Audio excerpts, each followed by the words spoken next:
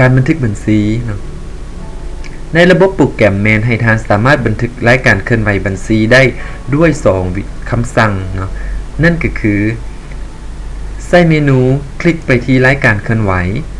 แล้วก็เลือกบันทึกบัญชีนะทานก็จะสามารถเข้าไปยังเมนูหรือว่าฟอร์มในการบันทึกรายการเคลื่อนไหวประจำวันหรือว่าบันทึกบัญชีนั้นได้เนาะหรือทานซีเมาส์ไปที่คำสั่งช็อตคัททั้งหน้าจอที่โปรแกรมเตรียมไม่ให้เนาะคลิกเมาส์ทานก็จะสามารถเข้าไปยังฟอร์มสำหรับการบันทึกบัญชีได้เช่นเดียวกันเนาะวิธีการบันทึกบัญชี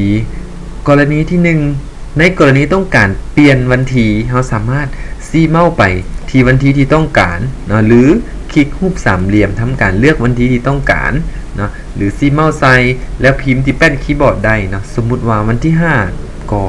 สามารถพิมพ์เลข5แล้วกด enter ไปได้เนาะกรณีต้องการเปลี่ยนปึ้มบัญชีเนาะก็สามารถเลือกได้ว่าเป็นปึ้มประจำวันหัวใดเนาะเช่นว่าการซื้อสำหรับใบยั่งยืนในกรณีที่การเลือกออโต้นะโปรแกรมก็จะทำการกำหนดขึ้นมาให้โดยอัตโนมัติหรือว่าในกรณีที่ทานต้องการพิมพ์ใบยั่งยืนซะเองทานก็สามารถพิมพ์ได้ในแต่ต้องกำหนดค่าในเบื้องต้นก่อนเอกสารอ้างอิงเนาะท่านสามารถใส่เอกสารที่รีเฟอร์หรืออ้างอิงของรายการที่จะบันทึกบัญชีได้เนาะเช่นว่าตีเลขแซกนะหรือเลขที่อินวอย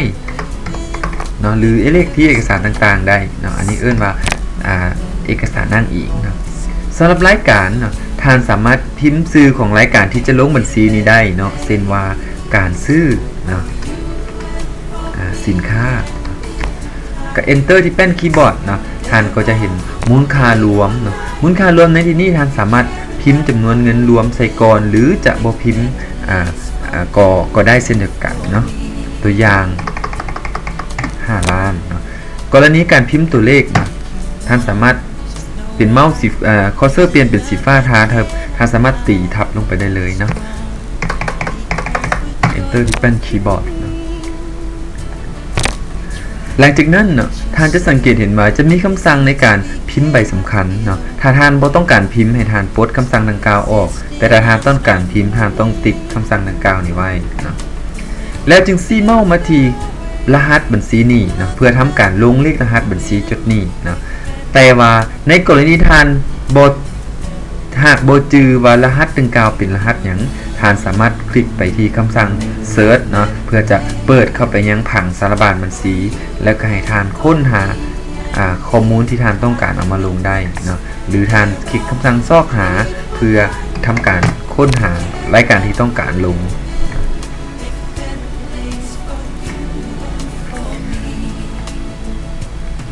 แต่ถ้าว่าท่านทำการหากท่านจือว่าเลขรหัสเป็น9เป็นเลขรหัสไหนท่านก็สามารถพิมพ์ใส่และกด enter ได้เลยเนาะ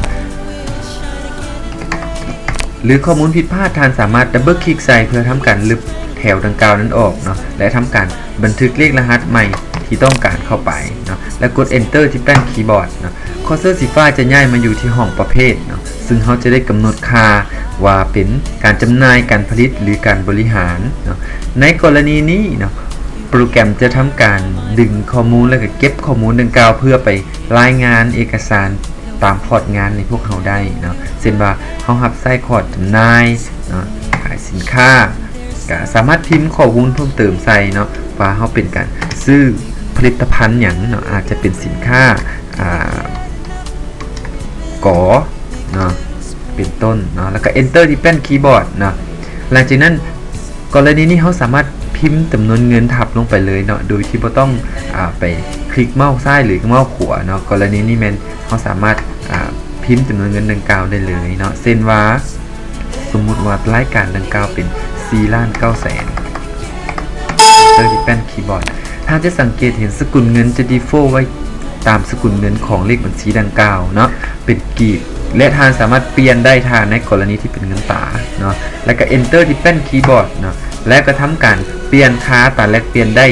อยู่จุดนี้ได้เลยเนาะเพียงแต่พิมพ์อัตราแลกเปลี่ยนตามที่ทานกำหนดแล้วก็กด enter ที่แป้นคีย์บอร์ดเนาะและก็ย้ายลูกศรมาหรือคลิกเมาส์ไปที่คำสั่ง yes เนาะเพื่อให้โปรแกรมทำการบันทึกค่าอัตราแลกเปลี่ยนตัวใหม่เข้าไปเนาะ รือถ้าเป็นเงินกีบท่านก็สามารถคลิกที่สกุลเงินกีบแล้วก็ enter นะ enter ไปเนาะจุดโคเซอร์จะย้ายมาอยู่เบื้องซึ่งท่านจะสังเกตเห็นว่าเนาะโคเซอร์จะย้ายมาอยู่เบื้องนี้อีกรายการหนึ่งเพราะว่ารายการนี้มี5ล้านแต่เขาจดไปแต่4ล้าน9เนาะฉะนั้นโปรแกรมมันจะฮู้ว่าอีกรายการหนึ่งต้องมีอยู่เบื้องนี้นะโคเซอร์ก็จะย้ายมาอยู่เบื้องนี้ท่านสามารถพิมพ์รหัสบัญชีที่จดนี้เข้าไปได้เลยเนาะแล้วก็ enter ไปในกรณีนี้เองเนาะถ้าเป็นบรรดาบัญชีที่บ่เกี่ยวข้องกับการรายงานตามคอร์ดเรียกงานเนาะโปรแกรมจะทำการผ่านไปเลยเนาะโดยที่จะบ่ให้ทานต้องไปเลือกประเภทของการบันทึกบัญชีอีกครั้งเนาะ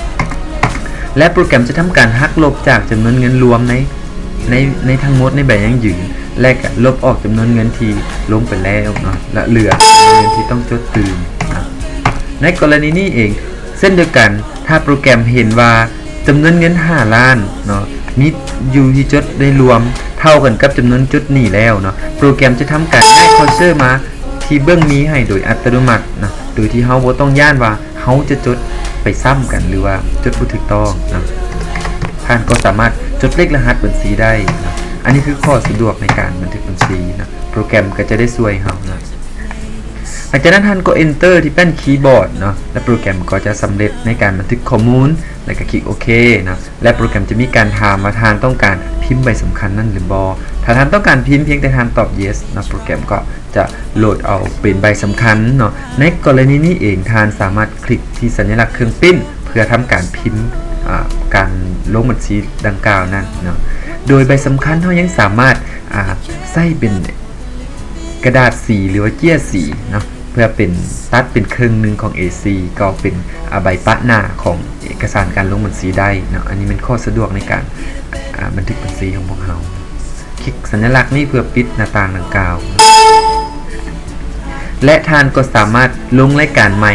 นั่นต่อไปได้เนาะฉะนั้นการจดกายบัญชีเนาะพวกเขาจะมีการจดกายบัญชีให้จดได้หลายวิธีเนาะท่านสามารถจะจดเป็นการเสลียงหรือการเป็นคู่ก็สามารถทำได้เช่นเดียวกันเนาะกรณีท่านต้องการเป็นคู่ท่านก็ตอบโน้ก่อนรายการก็จึงมาจดอีกรายการอื่นที่เป็นคู่ของรายการบัญชีดังกล่าวเนาะอันนี้มันท่านสามารถปฏิบัติได้นะ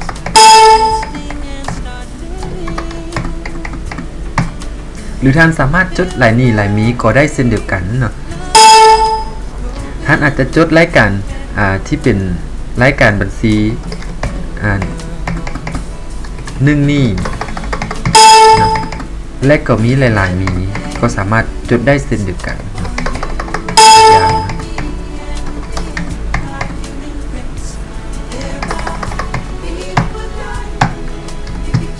เป็นวิธีการจดกายเป็นทางสามารถจะจดเป็นรูปแบบใดก็ได้เนาะ